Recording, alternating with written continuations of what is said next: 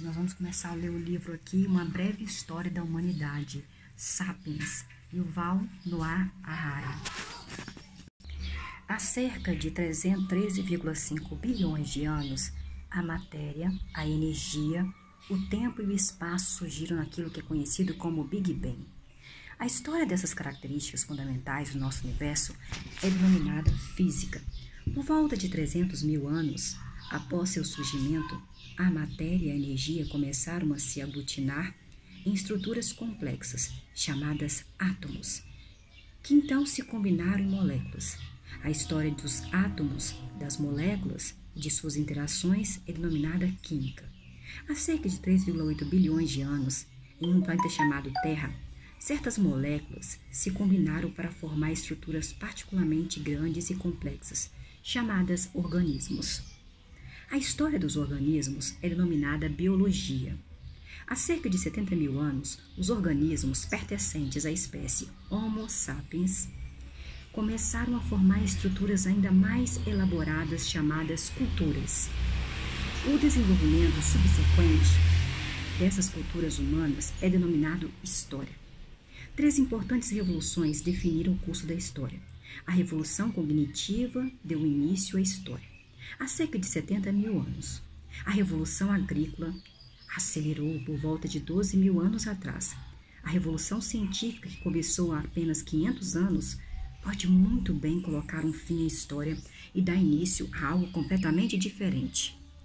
Este livro conta como essas 3 revoluções afetaram os seres humanos e os demais organismos. Muito antes de haver história, já havia seres humanos. Animais bastante similares aos humanos modernos surgiram por volta de 2,5 milhões de anos atrás, mas por incontáveis gerações, eles não se destacaram na miríade de outros organismos com os quais partilharam seu habitat. Em um passeio pela África Oriental de 2 milhões de anos atrás, você poderia muito bem observar certas características humanas familiares. Mães ansiosas acariciando seus bebês e bandos de crianças despreocupadas brincando na lama. Jovens temperamentais rebelando-se contra as regras da sociedade. Idosos cansados que só queriam ficar em paz. Machos orgulhosos tentando impressionar as beldades locais. E velhas matriarcas sábias que tinham visto de tudo. Esses humanos arcaicos amavam, brincavam, formavam laços fortes de amizade e competiam por status e por poder. Mas os chimpanzés, os babuínos e os elefantes também. Não havia nada de especial nos humanos. Ninguém, muito menos eles próprios, tinha qualquer suspeita de que seus descendentes um dia viajariam à Lua, dividiriam o átomo, mapeariam o código genético e escreveriam livros de história. A coisa mais importante a saber acerca dos humanos pré-históricos é que eles eram animais insignificantes, isto mesmo, insignificantes, cujo impacto sobre o ambiente não era maior que o de gorilas, vagalumes ou águas-vivas. Os biólogos classificam os organismos em espécie, consideram que os animais pertencem a uma mesma espécie se eles tendem a acasalar uns com os outros, gerando descendentes férteis. Cavalos e jumentos têm um ancestral recente em comum e partilham muitos traços físicos, mas demonstram pouco interesse sexual uns pelos outros. Acasalam entre si se forem induzidos a isso. Entretanto, seus descendentes, chamados mulas, são estéreis. Mutações no DNA dos jumentos podem nunca ter passado para os cavalos, e vice-versa. Os 2 tipos de animais são consequentemente considerados 2 espécies diferentes, trilhando caminhos e evolucionários distintos. Já um bulldog e um espécie podem ser muito diferentes em aparência, mas são membros da mesma espécie, partilhando a mesma informação de DNA. Acasalam entre si alegremente e seus filhotes, ao crescer, cruzam com outros cachorros e geram mais filhotes. As espécies que evoluíram de um mesmo ancestral são agrupadas em um gênero: leões, tigres, leopardos e jaguares. são espécies diferentes do gênero Panthera. Os biólogos nomeiam os organismos como um nome duplo latino. O gênero seguiu da espécie. Os leões, por exemplo, são chamados Panthera leo. A espécie leo do gênero Panthera, ao que tudo indica, todos os que estão lendo este livro são Homo sapiens. A espécie sapiens, que é uma sábia, do gênero Homo, que é homem. Os gêneros, por sua vez, são agrupados em famílias, como os dos felídeos, leões, guepardos, gatos domésticos, e dos canídeos, lobos, raposas, chacais, e dos elefantídeos, elefantes, mamutes e mastodontes. Todos os membros de uma família remontam ao mesmo patriarca ou matriarca original. Todos os gatos, por exemplo, dos mesmos gatos domésticos ao leão mais feroz, têm em comum um ancestral felídeo que viveu há cerca de 25 milhões de anos. O Homo sapiens também pertence a uma família. Esse fato banal costumava ser um dos segredos mais bem guardados da história durante muito tempo. O Homo sapiens preferiu conceber a si mesmo como separado dos animais, um órfão destituído de família, carente de primos ou irmãos, e o que é mais importante, sem pai e sem mãe. Mas isso simplesmente não é verdade. Gostemos ou não, somos membros de uma família grande e particularmente ruidosa chamada grandes primatas. Nossos parentes vivos mais próximos incluem os chimpanzés, os gorilas e os orangotangos. Os chimpanzés são os mais próximos há apenas 6 milhões de anos. Uma mesma fêmea primata teve 2 filhas. Uma delas se tornou ancestral de todos os chimpanzés e a outra é nossa avó. O Homo sapiens guardou um segredo ainda mais perturbador. Não só temos inúmeros primos não civilizados, como um dia também tivemos irmãos e irmãs. Costumamos pensar em nós mesmos como os únicos humanos, pois nos últimos 10 mil anos, nossa espécie de fato foi a única espécie humana a existir. Porém, o verdadeiro significado da palavra humano é animal pertencente ao gênero Homo. E antes havia várias outras espécies desse gênero além do Homo sapiens. Além disso, conforme veremos no último capítulo deste livro, no futuro, não muito distante possivelmente, teremos de enfrentar humanos não sapiens. Para melhor explicar este ponto, usaremos o termo sapiens para designar membros da espécie Homo sapiens, ao passo que reservarei o termo humano para me referir a todos os membros do gênero Homo, humano. Os humanos surgiram na África Oriental há cerca de 2,5 milhões de anos, a partir de um gênero anterior de primatas chamado Australopithecus, que significa macaco do sul. Por volta de 2 milhões de anos atrás, alguns desses homens e mulheres arcaicos deixaram sua terra natal para se aventurar e se assentar em vastas áreas da África do Norte, da Europa e também da Ásia. Como a sobrevivência nas florestas nevadas do norte da Europa requeria características diferentes das necessidades das sobrevivências nas florestas úmidas da Indonésia, as populações humanas evoluíram em direções diferentes. O resultado foram várias espécies distintas, a cada uma das quais os cientistas atribuíram um nome latino, pomposo. Os humanos na Europa e na Ásia Ocidental deram origem a um homem neanderthalis, homem do Vale do Neander, popularmente conhecidos como neandertais. Os neandertais, mais robustos e mais musculosos do que nós sapiens, estavam bem adaptados ao clima frio da Eurásia Ocidental da Era do Gelo. As regiões mais ocidentais da Ásia foram povoadas pelo Homo erectus, homem ereto, que sobreviveu na região por quase 1,5 bilhões de anos, sendo uma espécie humana de maior duração. Esse recorde dificilmente será quebrado, mesmo por nossa própria espécie. É questionável se o Homo sapiens ainda existirá daqui a 1000 anos, de modo que 2 milhões de anos certamente está fora do nosso alcance. Na ilha de Java, lá na Indonésia, viveu o homem solensis, homem do Vale do Solo, que estava adaptado para a vida nos trópicos. Em outra ilha indonésia, a pequena ilha de Flores. Humanos arcaicos passaram por um processo que levou ao nanismo anão. Os humanos chegaram pela primeira vez à Ilha de Flores quando o nível do mar estava excepcionalmente baixo, facilitando o acesso à ilha a partir do continente. Quando o nível do mar voltou a subir, algumas pessoas ficaram presas na ilha, que era pobre em recursos. As pessoas grandes necessitavam muita comida, morriam primeiro. Os indivíduos menores tinham muito mais chance de sobrevivência. Com o passar das gerações, as pessoas de flores se tornaram anãs, essa espécie única conhecida pelos cientistas como Homo florensis, e chegava a uma altura máxima de apenas 1 metro e pesava não mais do que 25 quilos. Ainda assim, era capaz de produzir ferramentas de pedra e ocasionalmente conseguia abater os elefantes da ilha. Embora, a bem da verdade, os elefantes também fossem uma espécie diminuta. Em 2010, outro irmão perdido foi resgatado do esquecimento, quando os cientistas escavando a caverna de Denisova, na Sibéria, descobriram um osso de dedo fossilado.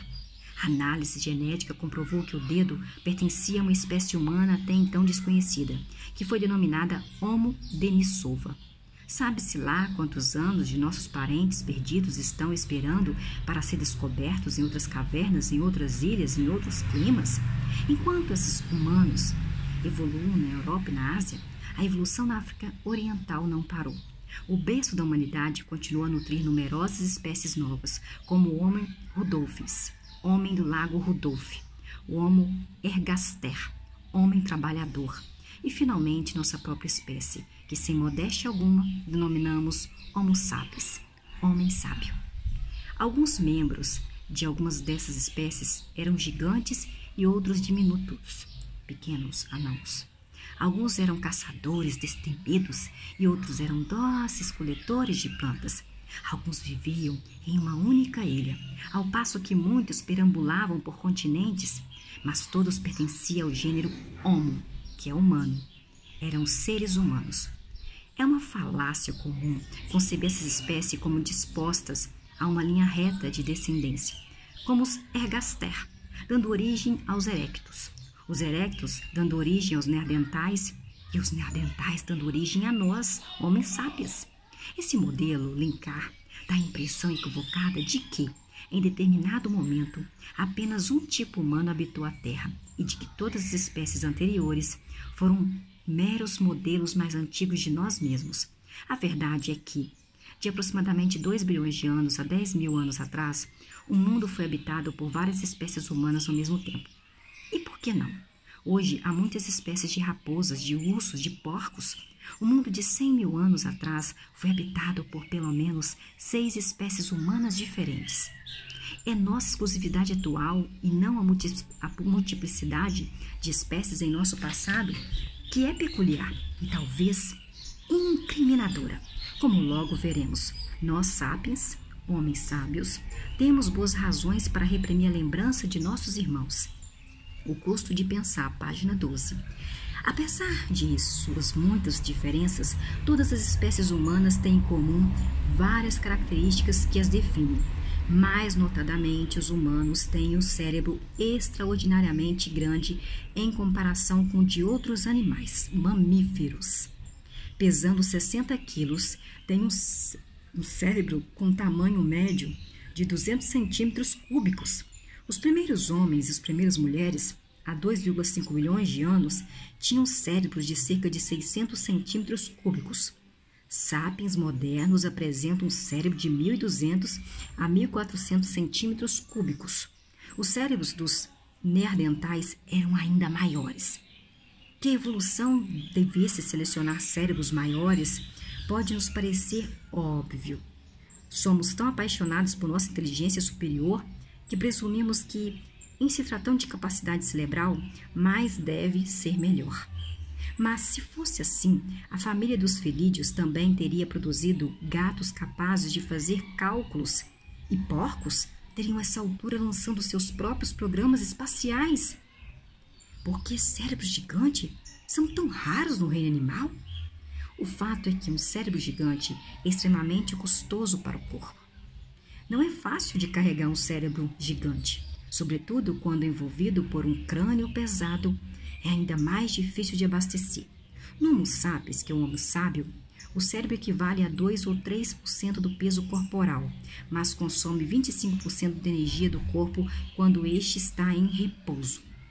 Em comparação, o cérebro de outros primatas requer apenas 8% de energia em repouso. Os humanos arcaicos pagaram por seu cérebro grande de duas maneiras. Em primeiro lugar, passaram mais tempo em busca de comida. Em segundo lugar, seus músculos atrofiaram. Como um governo desviando dinheiro de defesa para a educação, os humanos desviaram energia dos bíceps para os neurônios.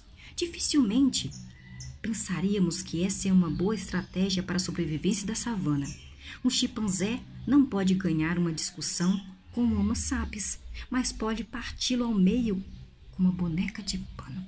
Pode pegar o chimpanzé, nós, nos partir ao meio. Hoje, nosso cérebro grande é uma vantagem, porque podemos produzir carros, podemos produzir armas que permitem nos locomovermos mais rápido que os chimpanzés. Atirar nos chimpanzés de uma distância segura em vez de enfrentar o chimpanzé. Um combate corpo a corpo com o chimpanzé.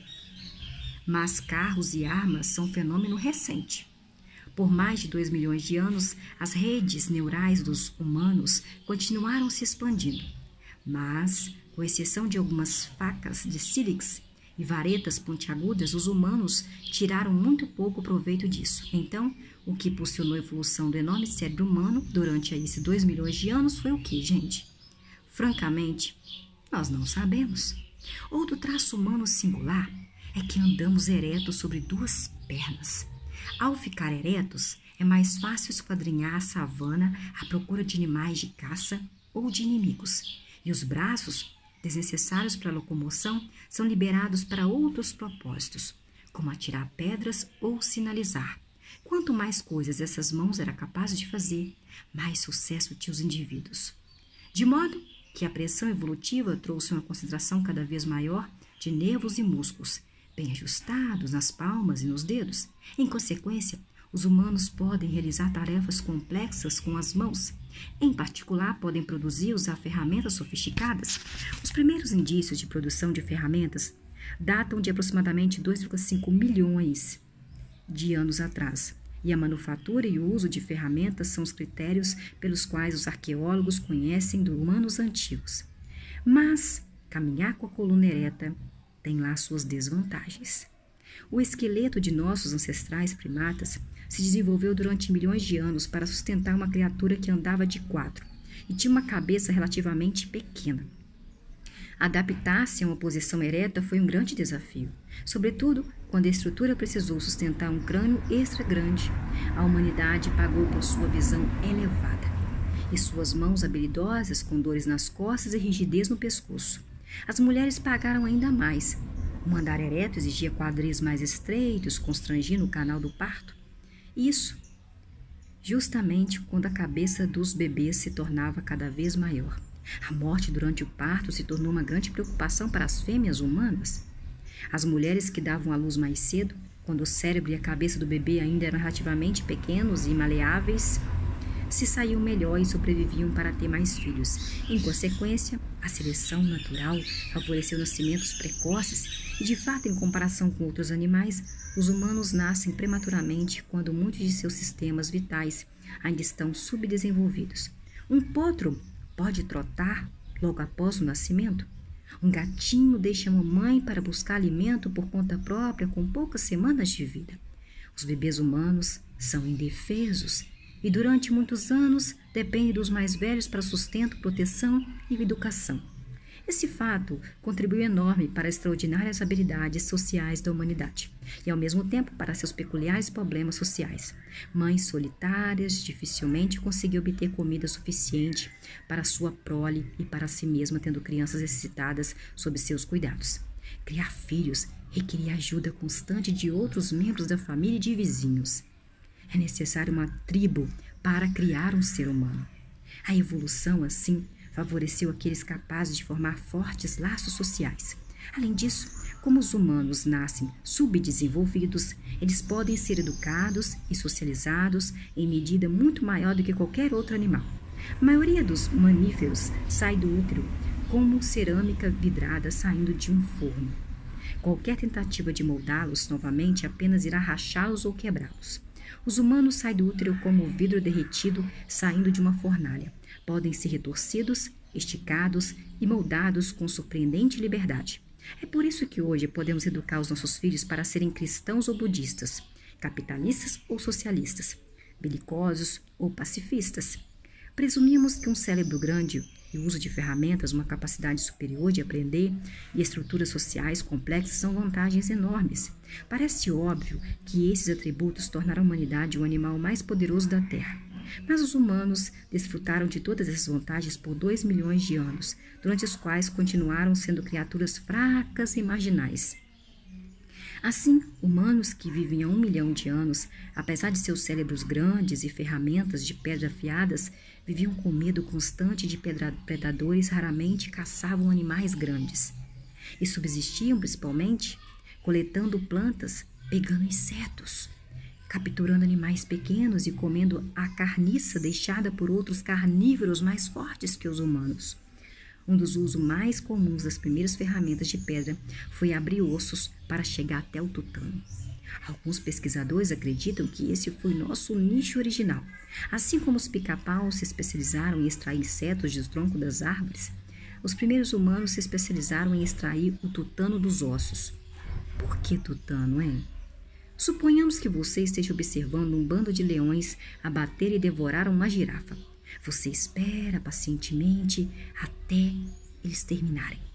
Mas ainda não é sua vez, porque primeiro as hienas e os chacais. E você não ousa se meter com as hienas e com os chacais? Reviram as sobras. Só então você e o seu bando humano ousam se aproximar da carcaça, olhando com cuidado à sua volta e explorar o único tecido comestível que restou. Isso é essencial para entender nossa história e nossa psicologia. A posição do gênero Homo na cadeia alimentar era, até muito pouco tempo atrás, solidamente intermediária. Durante milhões de anos, os humanos caçaram criaturas menores e coletaram o que podia, ao passo que eram caçados por predadores maiores. Somente há 400 mil anos que várias espécies de homem começaram a caçar animais grandes de maneira regular. E só nos últimos 100 mil anos, com a ascensão do Homo sapiens, esse homem saltou para o topo da cadeia alimentar.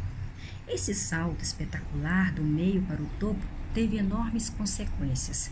Outros animais no topo da pirâmide, como os leões e os tubarões, evoluíram para essa posição gradualmente, ao longo de milhões de anos.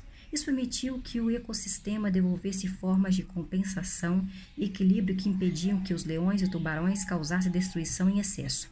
À medida que os leões se tornavam mais ferozes, a evolução fez as gazelas correrem mais rápido, as hienas cooperarem melhor e os rinocerontes serem mais mal-humorados.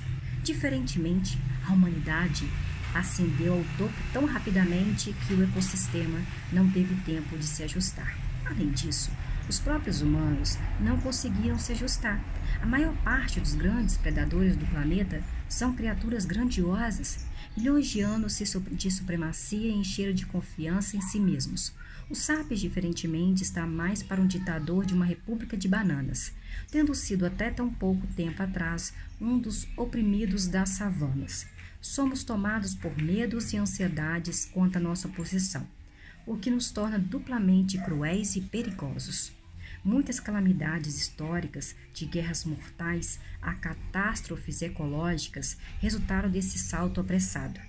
Uma raça de cozinheiros, página 16. Um passo importante rumo ao topo foi a domesticação do fogo. Já há 800 mil anos, algumas espécies humanas faziam uso esporádico do fogo. Por volta de 300 mil anos atrás, o Homo erectus, o Homo erecto, os neandertais e os antepassados de Homo sapiens usavam o fogo diariamente. Os humanos agora tinham uma fonte confiável de luz e de calor e uma arma letal contra os leões à espreita. Não muito tempo depois, os humanos podem até mesmo ter começado deliberadamente a fazer queimadas em suas áreas. Um fogo cuidadosamente manejado podia transformar bosques cerrados intransponíveis em campos cheios de animais de caça. Além disso, quando o fogo se apagava, os empreendedores da Idade da Pedra podiam caminhar pelos restos fumegantes e coletar animais, nozes e tubérculos carbonizados. Mas a melhor coisa que o fogo possibilitou foi o hábito de cozinhar. Alimentos que os humanos não conseguem digerir em sua forma natural, como o trigo, o arroz e a batata, se tornaram itens essenciais da nossa dieta graças ao cozimento. O fogo não só muda a química dos alimentos, mas mudava também sua biologia. Cozinhar matava germes e parasitas que infestavam os alimentos. Também passou a ser muito mais fácil para os humanos mastigar e digerir seus alimentos favoritos, como frutas, nozes, insetos e carniça, se cozidos. Enquanto os chimpanzés passam 5 horas por dia mastigando alimentos crus. 1 hora é suficiente para as pessoas comerem alimentos cozidos. O advento do hábito de cozinhar possibilitou aos humanos comer mais tipos de comida, dedicar menos tempo à alimentação e se virar com dentes menores e intestino mais curto. Alguns estudiosos acreditam que existe uma relação direta entre o advento do hábito de cozinhar e o encurtamento do trato intestinal e o crescimento do cérebro humano, considerando que tanto o intestino longo quanto um cérebro grande consomem muita energia. É difícil ter os dois ao mesmo tempo. Ao encurtar o intestino e reduzir o seu consumo de energia, o hábito de cozinhar inadvertidamente abriu caminho para o cérebro enorme dos neandertais e dos sapiens. O fogo também abriu a primeira brecha significativa entre o homem e os outros animais. O poder de quase todos os animais depende de seu corpo. A força de seus músculos, o tamanho de seus dentes e a envergadura de suas asas. Embora possam fazer uso de ventos e correntes, são incapazes de coletar essas forças da natureza e estão sempre limitados por sua estrutura física. As águias, por exemplo, identificam colunas térmicas emanando do solo, abrem suas asas gigantes e permitem que o ar quente as faça alçar voo, mas não podem controlar a localização das colunas térmicas e sua capacidade máxima de carga é estritamente proporcional à envergadura de suas asas. Ao domesticar o fogo, os homens ganharam o controle de uma força obediente e potencialmente limitada. Ao contrário das águias, os humanos podiam escolher onde e quando acender uma chama, e foram capazes de explorar o fogo para inúmeras tarefas. O que é mais importante, o poder do fogo não era limitado pela forma, estrutura ou força do corpo humano. Uma única mulher, com uma pedra ou uma vareta, podia produzir fogo para queimar uma floresta inteira em uma questão de horas. A denominação do fogo foi um sinal do que estava por vir. Página 18. Os cuidadores de nossos irmãos. Apesar dos benefícios do fogo, há 150 mil anos os humanos ainda eram criaturas marginais.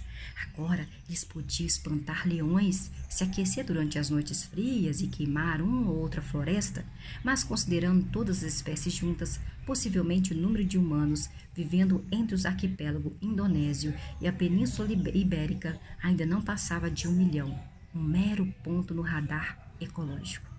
Nossa espécie, Homo sapiens, já estava presente no palco do mundo, mas até então estivera apenas vivendo uma vidinha num canto da África. Não sabemos exatamente onde ou quando o animal, que podem ser classificados como Homo sapiens, homens sábios, evoluíram pela primeira vez a partir de algum tipo anterior de humano. Mas a maioria dos cientistas concorda que há 150 mil anos a África Oriental estava povoada por sapiens que se pareciam exatamente como nós. Se um deles aparecesse em um necrotério moderno, a patologista local não notaria nada peculiar. Graças à bênção do fogo, eles tinham mandíbulas e dentes menores que seus ancestrais, ao passo que tinham cérebros enormes, iguais aos nossos em tamanho. Os cientistas também concordam que há cerca de 70 mil anos, os sapiens da África Oriental se espalham na Península Arábica e de lá rapidamente tomaram o território da Eurásia. Quando o homem sapiens chegou à Arábia, a maior parte da Eurásia já era ocupada por outros humanos. O que aconteceu com eles? Há duas teorias confiantes. A teoria da miscigenação conta uma história de atração, sexo e miscigenação. À medida que os imigrantes africanos se espalham pelo mundo, eles procriam com outras populações humanas e as pessoas hoje são resultado dessa miscigenação. Por exemplo, quando os sapiens, miscigenação é mistura de raças, né? Quando os seres sapiens chegaram ao Oriente Médio e Europa, encontraram os neandertais. Esses humanos eram mais musculosos que os sapiens, tinham um cérebro maior e eram mais bem adaptados aos climas frios. Usavam ferramentas e fogo e eram caçadores, exímios, e ao que parece cuidavam dos doentes e debilitados. Arqueólogos encontraram ossos de neandertais que viveram por muitos anos com várias deficiências físicas, indícios de que eram cuidados por seus parentes.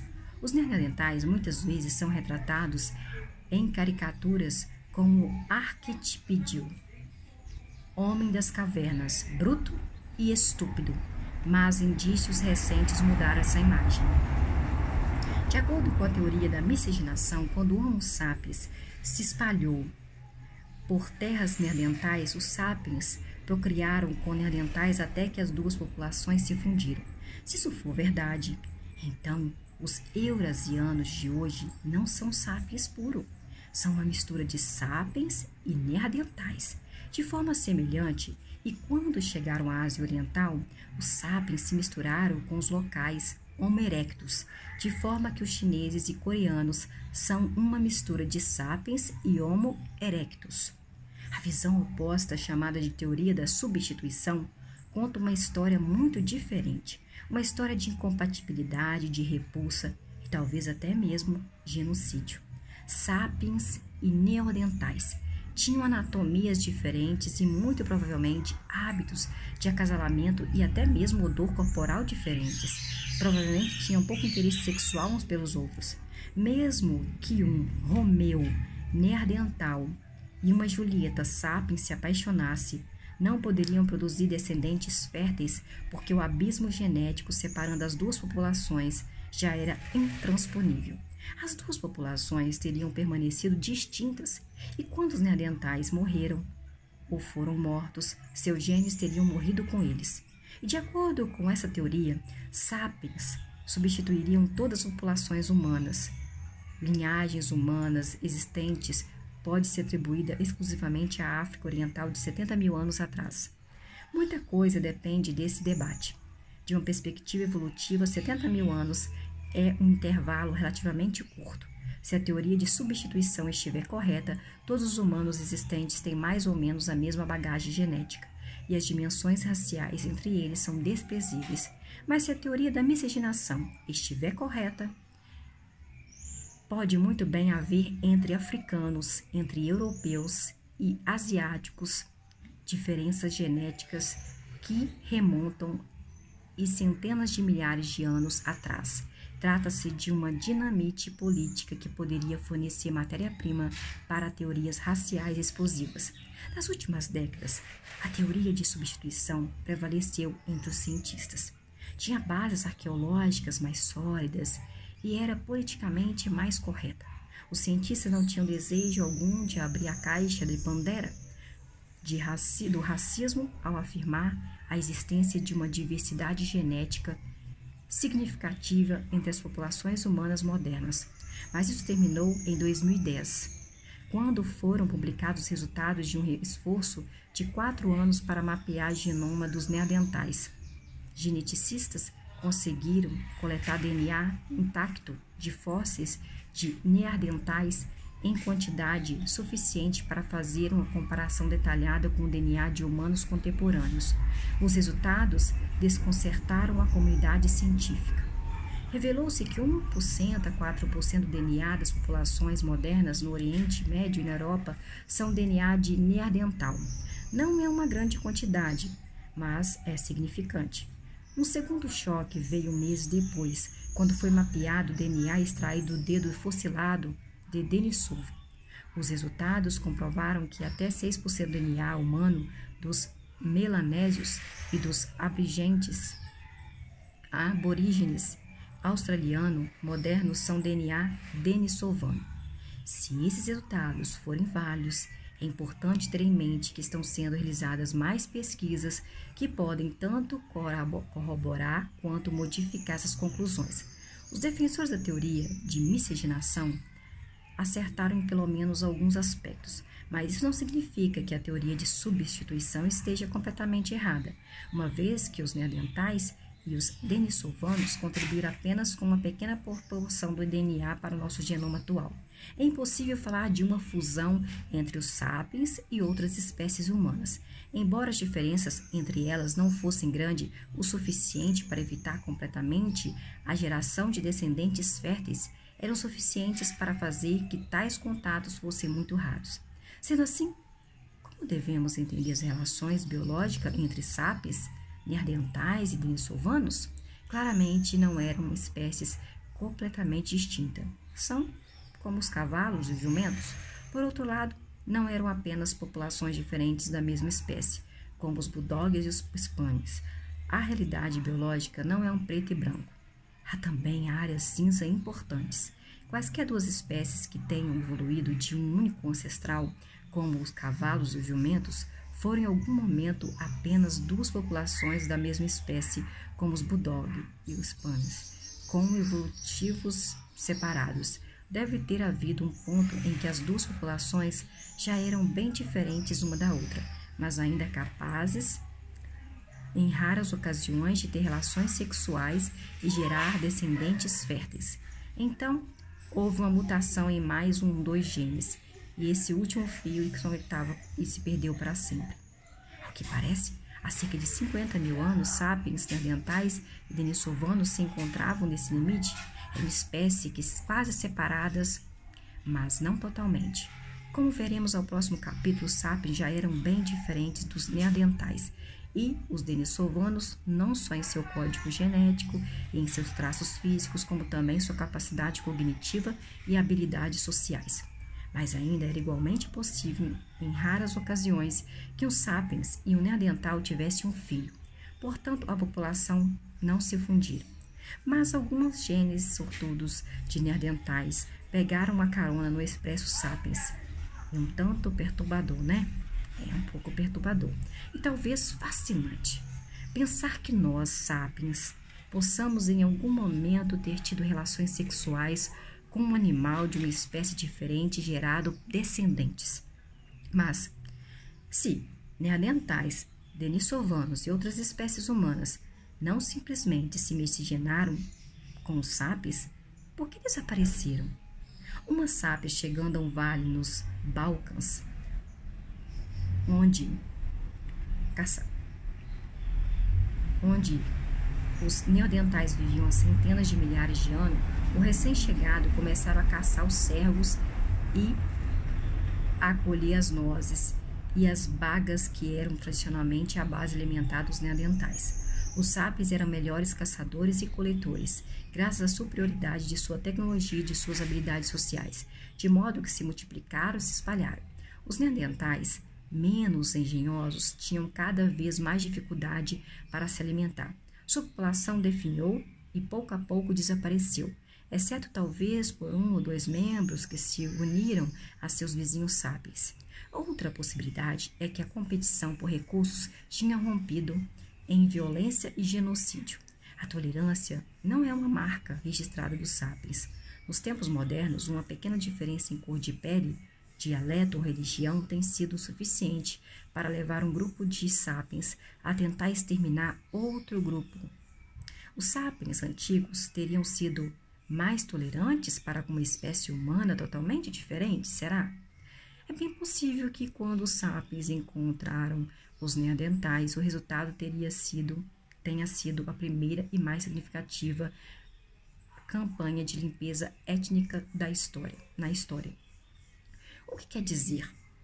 Tem acontecido. Os neandertais e outras espécies humanas apresentam um dos grandes ICs da história.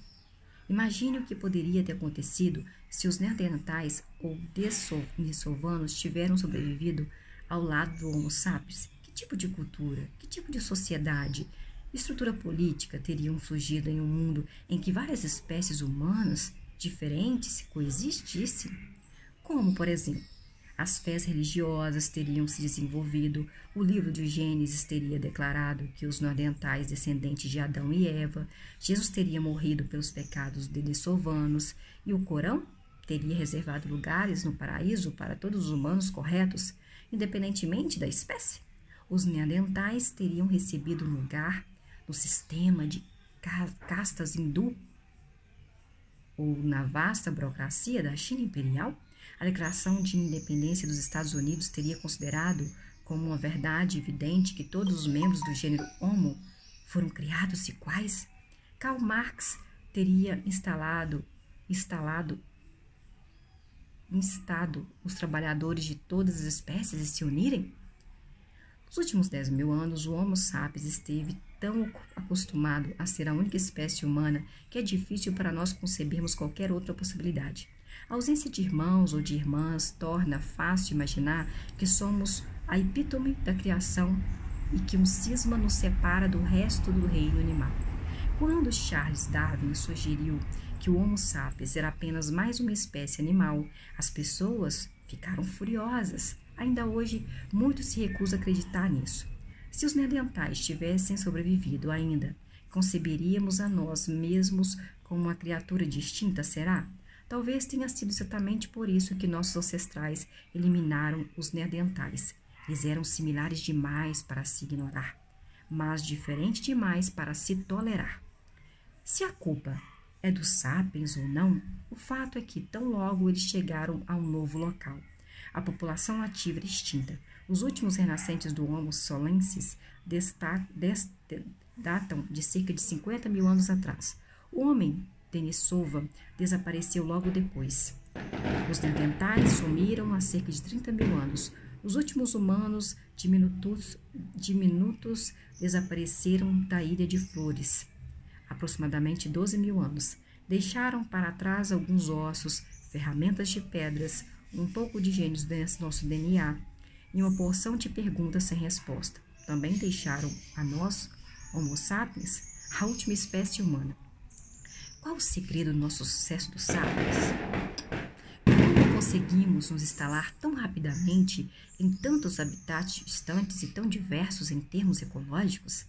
Nem mesmo os neandertais, fortes, de cérebro grande e resistentes a frio, conseguiram sobreviver ao nosso ataque violento? O debate continua a se alastrar. A resposta mais provável é que propriamente aquilo que torna o debate possível. O Homo sapiens conquistou o mundo, acima de tudo, graças à sua linguagem única. A árvore do conhecimento, página 24. No capítulo anterior, vimos que, embora os sapiens habitassem a África Oriental há 150.000 anos, apenas por volta de 70.000 anos atrás, eles começaram a dominar o resto do planeta Terra e levar as demais espécies humanas à extinção. Nos milhares de anos desse período, embora esses sapiens arcaicos se aparecessem exatamente conosco, embora seu cérebro fosse tão grande quanto o nosso, eles não gozavam de qualquer vantagem notável sobre outras espécies humanas, não produziam ferramentas particulares sofisticadas e não realizavam nenhum outro feito especial. De fato, no primeiro encontro registrado entre sapiens e neandertais, os neandertais levaram a melhor por volta de 100.000 anos atrás. Alguns grupos de sapiens migraram para o Levante, que era território neandertal, mas foram nativos a um clima inclemente ou à presença de parasitas com os quais não estavam familiarizados. Qualquer que seja o motivo, os sapiens acabaram por se retirar, deixando os neandertais como senhores do Oriente Médio. Esse registro escasso de conquistas elevou especialistas a especularem que a estrutura interna do cérebro desses sapiens provavelmente era diferente da nossa. Eles se pareciam conosco, mas suas capacidades cognitivas, seu aprendizado, sua memória, sua comunicação eram muito mais limitadas. Ensinar português a um desses sapiens antigos, persuadi-lo da verdade do dogma cristão ou fazê-lo entender a teoria da evolução provavelmente teria sido tarefas infrutíferas. Por outro lado, teríamos muita dificuldade para aprender sua linguagem e compreender seu modo de pensar. Mas então, a partir de 70.000 anos atrás, o Homo sapiens começou a fazer coisas muito especiais. Nessa época, bandos de sapiens deixaram a África pela segunda vez, e dessa vez eles expulsavam os neandertais e todas as outras espécies humanas, não só do Oriente Médio, como também da face da Terra. Em um período incrivelmente curto, os sapiens chegaram à Europa e ao leste da Ásia. Aproximadamente 45 mil anos, conseguiram atravessar o mar aberto e chegar à Austrália, um continente até então intocado por humanos. O período de 70 mil anos atrás a 30 mil anos atrás testemunhou a invenção de barcos, lâmpadas a óleo, arcos, flechas e agulhas essenciais para costurar roupas quentes. Os primeiros objetos, que podem ser chamados de arte e joalheria, datam dessa era, assim como os primeiros indícios incontestáveis de religião, comércio e estratificação social. Página 26. A maioria dos pesquisadores acredita que essas conquistas, sem precedentes, foram produto de uma revolução nas habilidades cognitivas dos sapiens. Eles sustentam que os indivíduos que levaram os neandertais à extinção, que se instalaram na Austrália e que esculpiram o homem-leão de Statel, eram tão inteligentes, tão criativos, tão sensíveis como nós. Se nos deparássemos com os artistas da caverna de Stendhal, poderíamos aprender a língua deles e eles a nossa. Seríamos capazes de lhes explicar tudo o que conhecemos, das aventuras de Alice no País das Maravilhas ao paradoxo da física quântica. E eles poderiam nos ensinar como seu povo concebia o mundo. O surgimento de novas formas de pensar e de se comunicar entre 70 mil anos atrás a 30 mil anos atrás constitui revolução cognitiva. O que a causou? Não sabemos ao certo. A teoria mais aceita afirma que mutações genéticas acidentais mudaram as conexões internas do cérebro dos sapiens, possibilitando que passassem de uma maneira sem precedentes e se comunicassem usando um tipo de linguagem totalmente nova. Poderíamos chamá-las de mutações da árvore do conhecimento. Por que ocorreram no DNA dos sapiens e não no DNA dos neandertais? Por que ocorreram no DNA dos sapiens e não no DNA dos neandertais? Até onde podemos verificar, foi uma questão de puro acaso. Mas é mais importante entender as consequências das mutações da árvore do conhecimento do que as suas causas. O que havia de tão especial na nova linguagem dos sapiens que nos permitiu conquistar o mundo? Essa não foi a primeira linguagem. Todos os animais têm alguma forma de linguagem. Até mesmo os insetos, como as abelhas, as formigas, sabem se comunicar de maneiras sofisticadas, informando uns aos outros sobre o paradeiro de alimentos. Tampouco foi a primeira linguagem vocal. Muitos animais, incluindo todas as espécies de macaco, têm uma linguagem vocal. Por exemplo, macacos verdes usam gritos de vários tipos para se comunicar. Os zoológicos identificaram um grito que significa cuidado, uma águia. Um grito um pouco diferente alerta, cuidado, um leão. Quando os pesquisadores reproduziram uma gravação do primeiro grito para um grupo de macacos, estes pararam e o que estavam fazendo e olharam para cima assustados. Ao ouvir uma gravação do segundo grito, o aviso do leão, o grupo subiu rapidamente em uma árvore. Os sapiens podem produzir muito mais sons do que os macacos verdes, mas as baleias e os elefantes têm habilidades igualmente impressionantes. Um papagaio pode dizer qualquer coisa proferida de Albert Einstein. Além de imitar o som de elefantes de telefone chamando, portas batendo e sirenes tocando. Qualquer que fosse a vantagem de Einstein sobre o papagaio, não era vocal. O que então é de tão especial em nossa linguagem? A resposta mais comum é que a nossa linguagem é incrivelmente versátil. Podemos conectar uma série limitada de sons e sinais para produzir um número infinito de frases, cada uma delas com um significado diferente. Podemos assim consumir, armazenar e comunicar uma quantidade extraordinária de informação sobre o mundo à nossa volta. O macaco verde pode gritar para seus camaradas: cuidado, um leão! Mas o humano moderno pode dizer aos amigos que esta manhã, perto da curva do rio, ele viu um leão atrás de um rebanho de bisões. Pode então descrever a localização exata, incluindo os diferentes caminhos que levam à área em questão. Com essas informações, os membros do seu bando podem pensar juntos, discutir se devem se aproximar do rio, expulsar o leão e caçar os bisões. Uma segunda teoria concorda que nossa linguagem singular evoluiu como um meio de partilhar informações sobre o mundo, mas as informações mais importantes que precisavam ser comunicadas eram sobre-humanas. e não sobre leões e não sobre bisões. Nossa linguagem evoluiu como uma forma de fofoca. E de acordo com essa teoria, o Homo sapiens é, antes de mais nada, um animal social. A cooperação social é essencial para a sobrevivência e a reprodução. E não é suficiente que homens e mulheres conheçam o paradeiro de leões e bisões. É muito mais importante para eles saber quem em seu bando odeia quem. Quem está dominando com quem está dormindo com quem. Quem é honesto e quem é trapaceiro.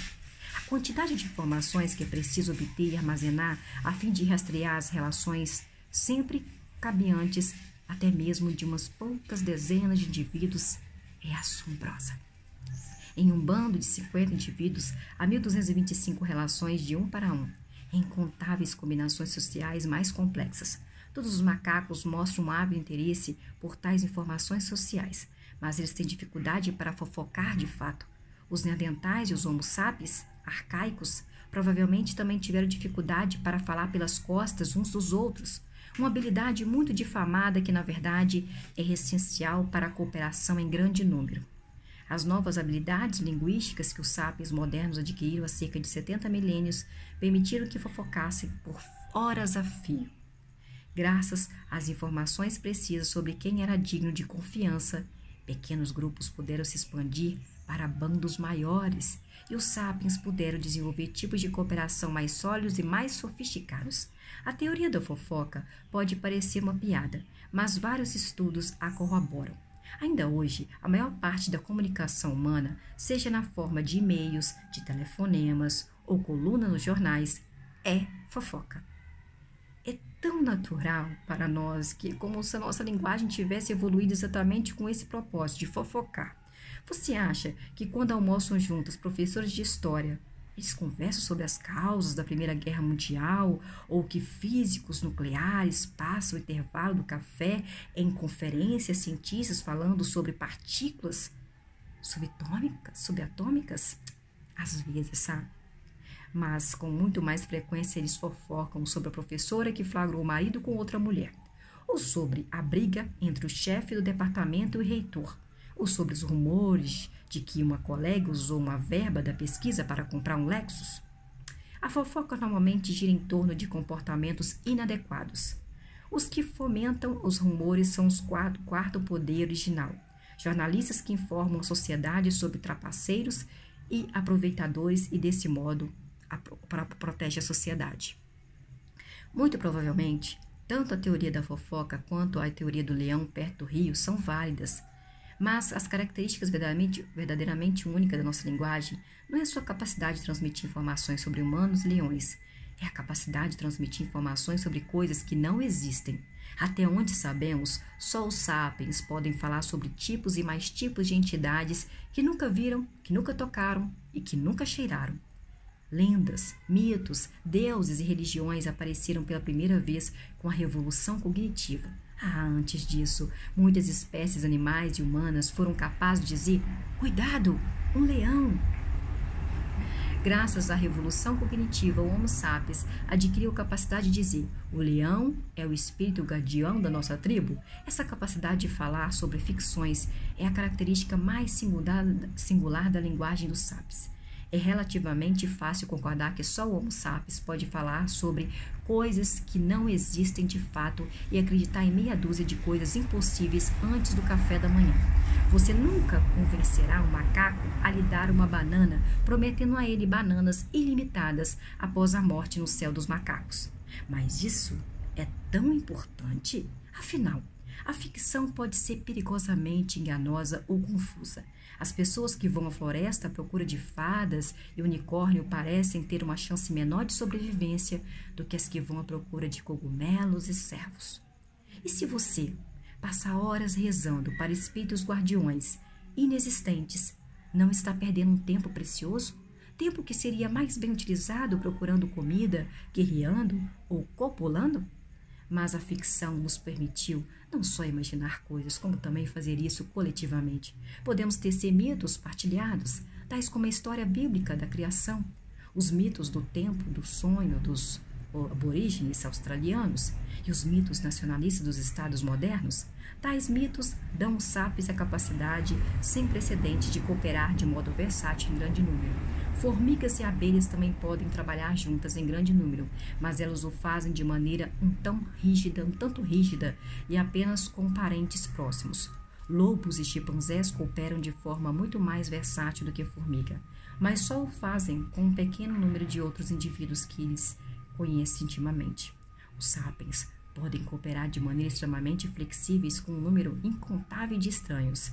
É por isso que os sapiens governam o mundo, ao passo que as formigas comem nossos restos e os chimpanzés estão trancados em zoológicos e laboratórios de pesquisa. A lenda de Peju, página 30. Nossos primos chimpanzés normalmente vivem em pequenos bandos de várias dezenas de indivíduos. Eles foram fortes laços de amizade. Caçam juntos, lutam lado a lado contra babuínos, guepardos e chimpanzés inimigos. Sua estrutura social tende a ser hierárquica. O membro dominante, que quase sempre é um macho, é denominado macho alfa. Outros machos e fêmeas demonstram sua submissão ao macho alfa, curvando-se diante dele enquanto emitem grunhidos, de modo não muito diferente de súditos humanos se ajoelhando diante de um rei. O macho alfa se esforça para manter a harmonia social em seu bando. Quando dois indivíduos brigam, ele intervém e impede a violência. Em uma atitude menos benevolente, ele pode monopolizar alimentos particularmente cobiçados, evitar que machos de postos inferiores na hierarquia acasalem com as fêmeas.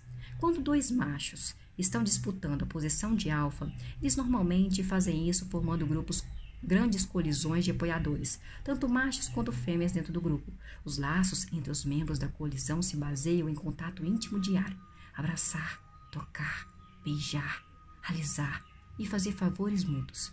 Assim como os políticos humanos em campanha eleitoral saem por aí distribuindo apertos de mão e beijando bebês, também os aspirantes à posição superior em um grupo de chimpanzés passam muito tempo abraçando, dando tapinha nas costas e beijando filhotes. O macho alfa normalmente conquista essa posição não porque seja fisicamente mais forte, mas porque lidera uma colisão grande e estável.